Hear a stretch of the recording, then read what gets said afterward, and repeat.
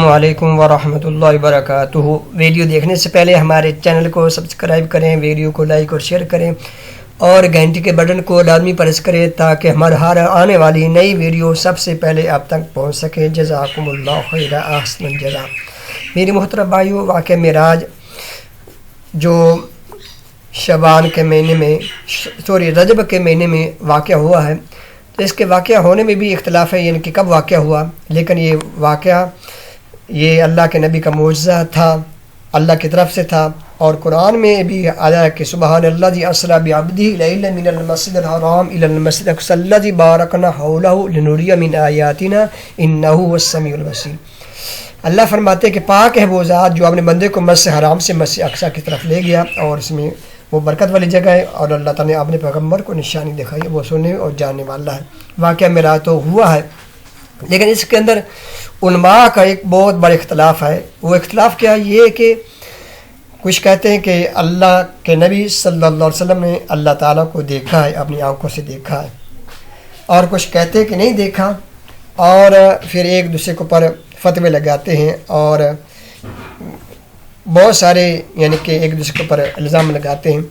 اور صحیح واقعہ کیا ہے میرے محترم بھائیو؟ جب ہم احادیث کا مطالعہ کرتے ہیں، صحیح حدیث میں ہے، اماں جی عائشہ رضی اللہ عنہا سے پوچھا گیا، کہ صحابی نے پوچھا کہ معراج کی رات اللہ کے نبی صلی اللہ علیہ وسلم نے اپنے رب کو دیکھا ہے، تو اماں جی عائشہ رضی اللہ عنہا بیان فرماتی ہیں کہ جو شخص یہ کہ اس نے معراج کی رات اللہ کے نبی نے اپنے رب کو دیکھا ہے، تو اس نے اپنے نبی کے اوپر بہتان باندھا۔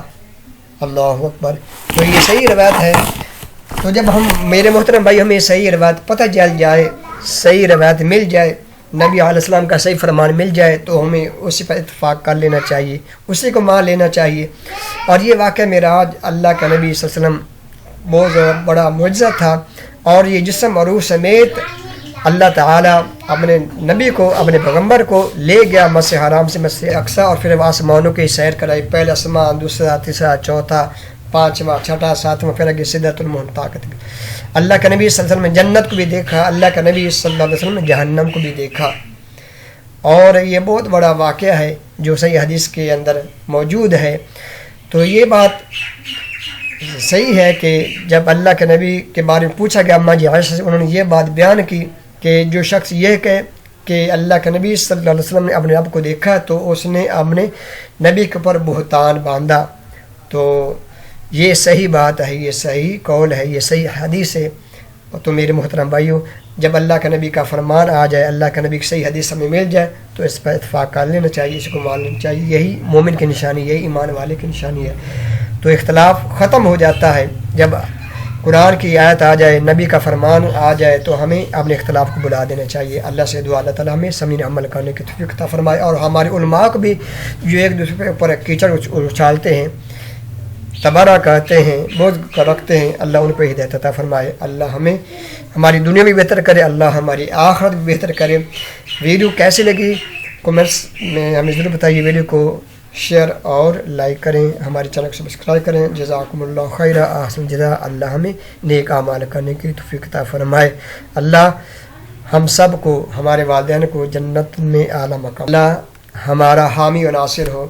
اللہ سے دعا گوئے اللہ تعالیٰ ہمیں دونوں جہانوں میں کامیاب کرے، اور یہ کثرت سے دعا پڑھا کریں جو اللہ کے نبی پڑھا کرتے ہیں، ربنا آتنا فی الدنیا حسنۃ وفی الآخرۃ حسنۃ وقنا عذاب النار۔